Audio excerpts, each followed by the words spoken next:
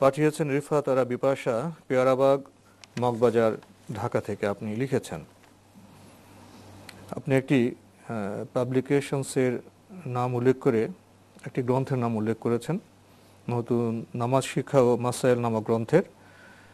লেখা আছে, স্বামীর অনুমতি ব্যতীত নফল নামাজ ও রোজা আল্লাহর দরবারে গ্রহণযোগ্য হবে না। মোট কথা জায়েজ নয়। শুধুমাত্র নামাজ রোজায় নয়, জাকাত, ফিতরা, সদকা, দান ইত্যাদি যত রকম কিছু হোক না কেন, স্বামীর অনুমতি ব্যতীত কোনোটাই ভালো ফল লাভ করা যাবে না। এই কথাগুলো কতটুকু সত্যি? না, এই কথাগুলো মোটেই সত্য নয়, একেবারেই ভিত্তিহীন কথা। এই কথার পক্ষে কোরআন এবং হাদিসের কোনো দলিল নেই। আর নফল নামাজ হচ্ছে আল্লাহর জন্য, এটা কারো অনুমতির অপেক্ষার ব্যাপার নয়। এমনকি দান খয়রাত যাই যে করবেন, তিনি তার সম্পদ থেকে যদি দান করেন, তাই সেখানে অন্য কারো অনুমতির প্রয়োজন নেই। আর যদি স্বামীর সম্পদ থেকে দান করতে যান, তাহলে হয়তো তার কাছে শুনবেন। সেটা স্বামীর ক্ষেত্রেই না, যে কোনো অন্য মানুষের ক্ষেত্রেই তা প্রযোজ্য। মানে অন্য কারো সম্পদ আপনি তার অনুমতি ছাড়া দান করতে পারেন না, সেটা স্বামীরই হোক আর অন্য কারো হোক।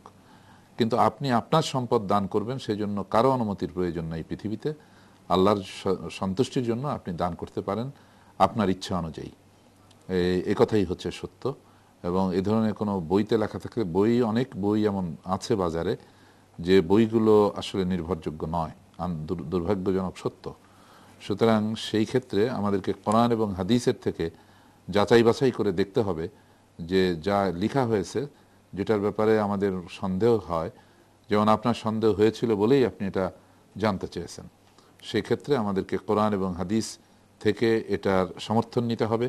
কোরআন হাদিসের সঙ্গে সাংঘর্ষিক কোনো সিদ্ধান্ত যে কোনো বই পুস্তকেই থাক না কেন ইসলামের সম্পর্কে, সেগুলি গ্রহণযোগ্য হবে না। বোন, আপনি আরও লিখেছেন, নিয়ামুল কোরআনে বর্ণিত সব কথা বা হাদিস কি বিশ্বাসযোগ্য, নাকি এখানেও কিছু মন গড়া কথা ছাপা হয়েছে, এবং তা মেনে চললে কোনো অন্যায় হবে কি?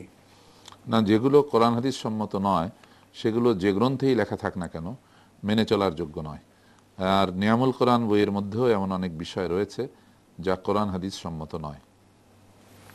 লিখেছেন, আমি একজনের কাছে শুনেছি আল্লাহ বলেছেন, কোট, যদি আমি আমার পরে কাউকে সেজদা করার অনুমতি দিতাম, তবে প্রত্যেক নারীকে বলতাম তারা যেন তাদের স্বামীকে সেজদা করে, অর্থাৎ স্বামীর পায়ের নিচে স্ত্রীর বেহেশত, আনকোট।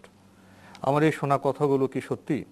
স্বামীর অন্যায় কিভাবে কতটুকু প্রতিবাদ করা জায়েজ? না, স্বামীর পায়ের নিচে স্ত্রীর বেহেশত এ কথা কোথাও নেই। তবে ওই যে হাদিসখানা যে অনুমতি দিতাম, সে কথাটি একটি হাদিসে রয়েছে।